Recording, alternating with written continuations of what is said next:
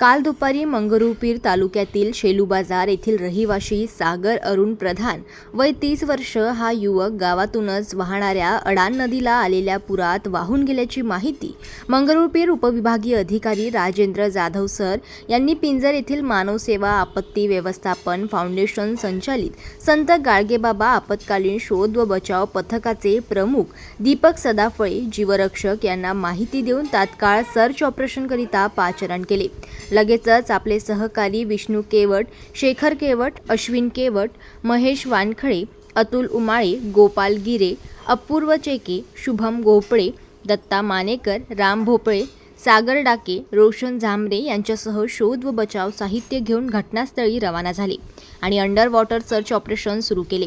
यावेळी घटनास्थळावर उपविभागीय अधिकारी राजेंद्र जाधव सर, तहसीलदार शीतल बंडगर मॅडम, रवी राठोड सर, शाहू भगत साहेब, तलाठी TN गावंडे, तलाठी दिनेश राऊत, तलाठी NP पांडे हे हजर होते। जनमत लाईव्ह न्यूजसाठी वाशिममधून ज्ञानेश्वर वरघट यांची रिपोर्ट।